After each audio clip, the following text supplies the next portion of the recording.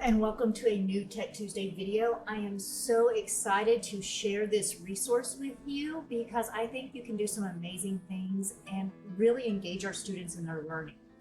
I am talking about Notebook LM today, and I have shared a little bit about this in the past, but today I want to focus in on what it can do to support your students. Now, Notebook LM is blocked for our students to go in and chat with. However, as the teacher, you can go in and create these different resources for your students to use, download them, and send them to them through your LMS, whether it be Google Classroom or Canvas, your choice. Now, to show you an example of what I'm talking about today, I went into Savvas, into our middle school science curriculum. I then downloaded some curriculum documents that were all about Unit 9.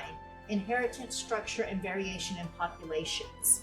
I downloaded the vocabulary cards, the phenomenon, and the readiness information, just a few pieces of these documents that kind of give a really good overview of what the students need to learn in this entire unit. Now, when you create a Notebook LM, you go to Notebook LM and you create a new notebook. When you create your new notebook, it's going to ask you to upload sources. When you upload a source, it can be a PDF, an audio file, a link, something from your Google Drive, or even text that you have copied. Here's the thing. Most of your curriculum documents, when you download them, they may come in PowerPoint, they may come in a Google Doc or Word. You can easily transfer these to PDFs by doing the Save As feature and just making sure that you have them as PDFs or even in your Google Drive. You can put them in that way too. Once you have sources in your notebook, it'll automatically create kind of an overview of what you are talking about in this chatbot. And I think of this as something that can really support learners as an overview.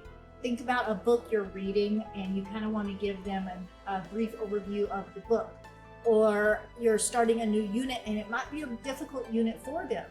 Giving them a preview of the unit beforehand using these resources that we've generated here. So what resources am I talking about? Well, the first resource I want to share with you is the fact that I can click on this and generate a mind map based on my sources. I'm going to choose to show you the mind map that I've created already, and I can easily click and drag it here. And you can see that I can click on these and it brings out all of the information about this unit, about offspring, asexual reproduction, sexual reproduction, traits. And then I can go back in, look at cell characteristics, and I can always click the back button to kind of pull it back in a little bit. Here's the thing though. When you download this, you want to make sure that you have clicked out into everything, because what's going to happen is when you download it, it's going to download as a image file. Okay, see PNG image. So it's going to download as an image file. So make sure that you have clicked out into everything. Okay? Now, let's look at the other resource that you can create. A really cool resource that you have the ability to create is a podcast. A lot of our students really prefer listening to things rather than kind of reading sometimes, and podcasts are the new cool thing. So it created this amazing podcast that kind of dives into an overview of this unit concept. I'm going to click on it and see if it'll play it for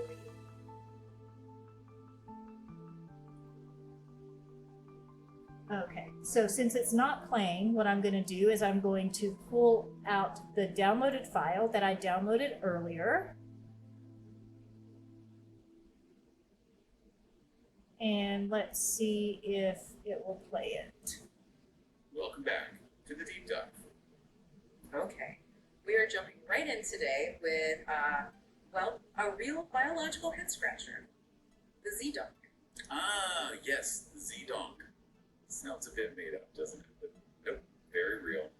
It's what happens when you cross a female zebra with a male donkey.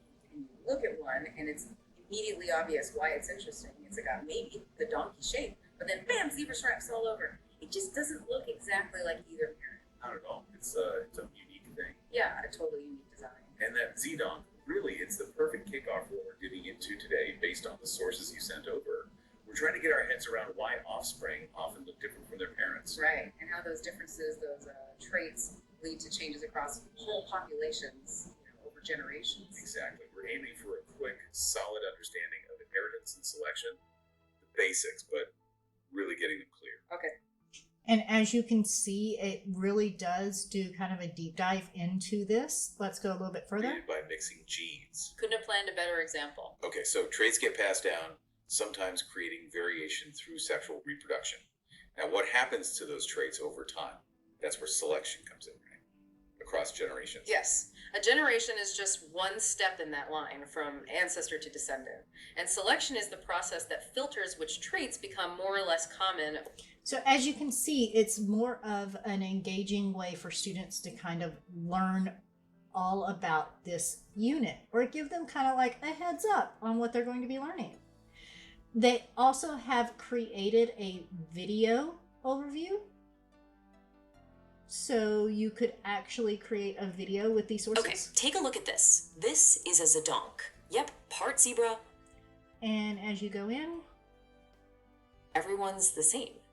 Now, sexual reproduction, it's slower, it's more complicated, but its absolute killer feature is that it creates diversity. And trust me, as we're about to find out, that diversity is, well, it's everything. Game over. Okay, so nature has all this amazing variation. Now what? Well, it gets put to the test. and so you can create these video overviews to download and send to your students along with these podcasts. You can also generate quizzes. And this quiz is embedded within Notebook LM, but it gives you a good idea of questions that you could possibly take out and put in another resource.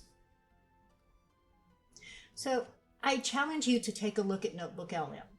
See how the podcast sounds when you utilize it to put some sources in there from your curriculum, and try sending it to a couple of students. Get their feedback. See if it really is as engaging as it seems to be. Please, if you want some support or help with this, do not hesitate to reach out. I am always here to help. Thank you for watching.